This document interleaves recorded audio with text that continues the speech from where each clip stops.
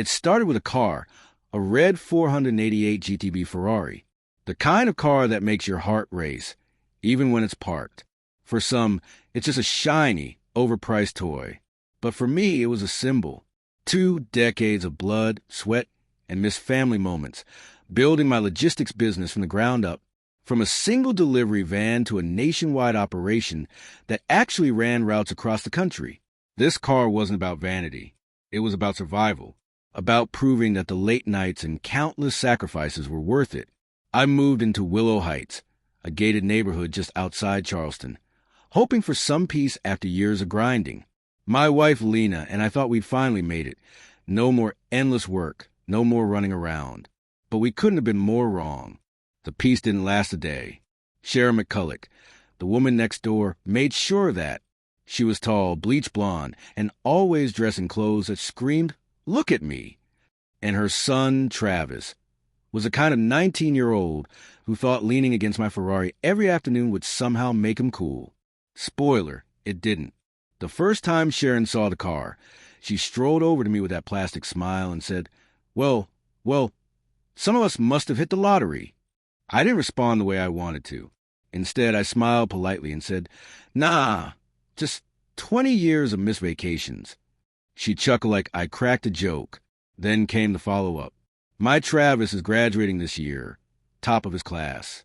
If you can believe it, a ride like that would make him the talk of prom." At first, I thought she was just being weirdly complimentary, but something in her tone felt off, like she was trying to insinuate something.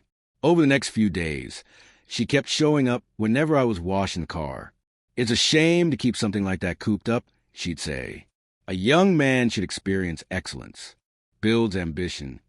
I'd nod and keep wiping down the car, try to avoid any confrontation. I didn't want trouble, but every time she spoke, it felt like a subtle jab. "Our community deserves to be represented," she'd say.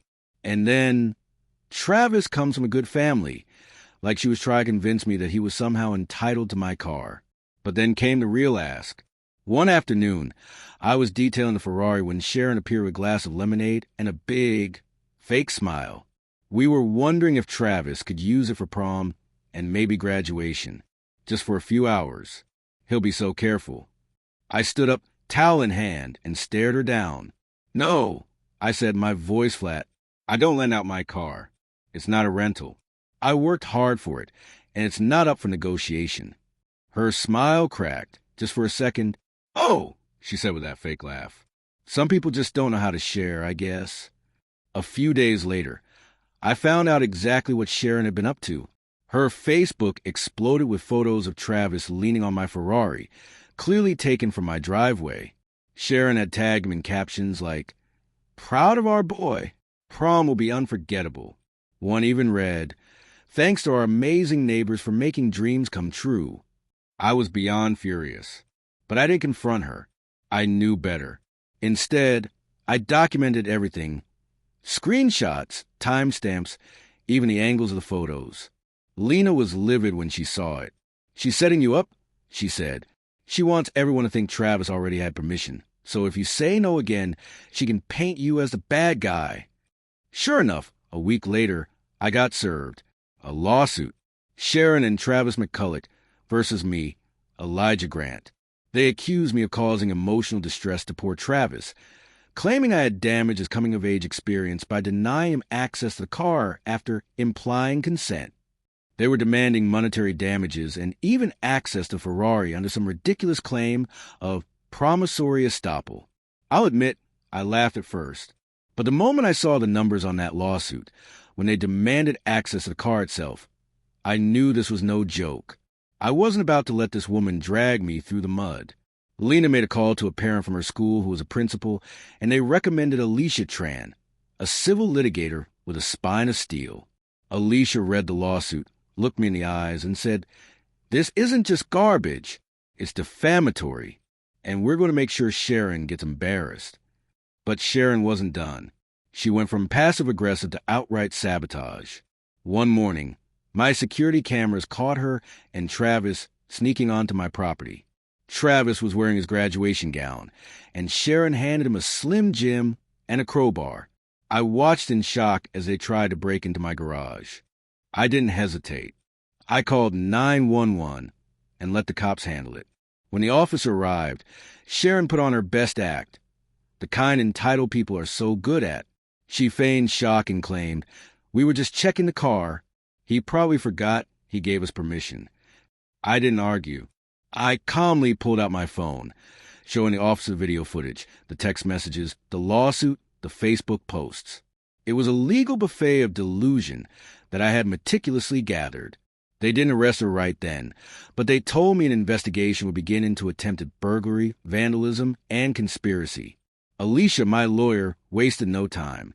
The very next day, she filed our countersuit. But things weren't done getting ridiculous. A few days before the court hearing, I found a fake text conversation shoved into my mailbox, printed out, no less. It was supposed to look like proof that I had given Travis permission to use the car. The problem? The formatting was all wrong. The sender name said Elijah Ferrari Guy. Who would label me like that in their contacts? It was an obvious forgery, the kind you'd expect from a middle schooler who just learned how to use Canva.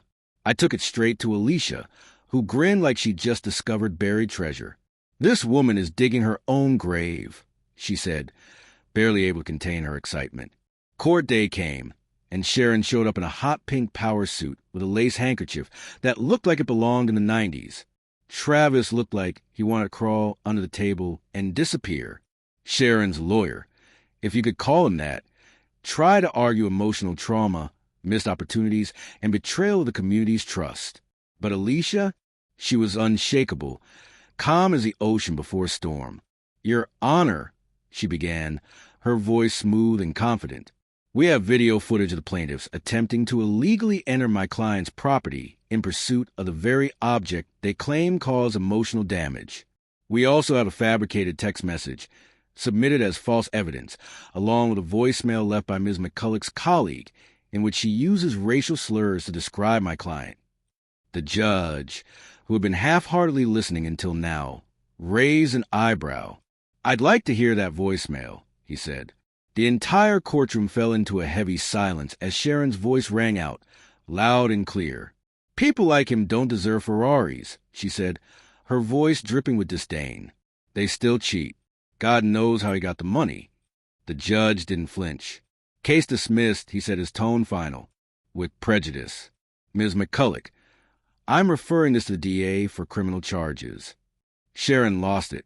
She shrieked like a child denied a toy, screaming about how he had stolen her son's future and how the judge was protecting his own kind.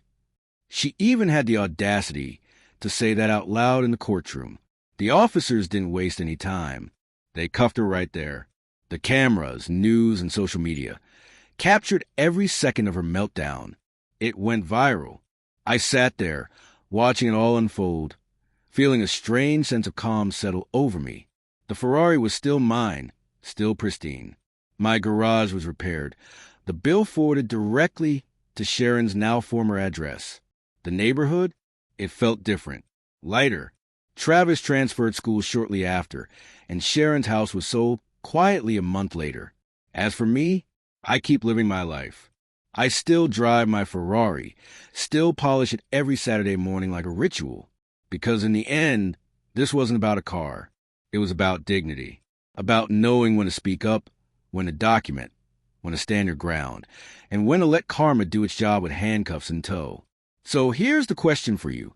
Where do you draw the line between community and control, between generosity and entitlement?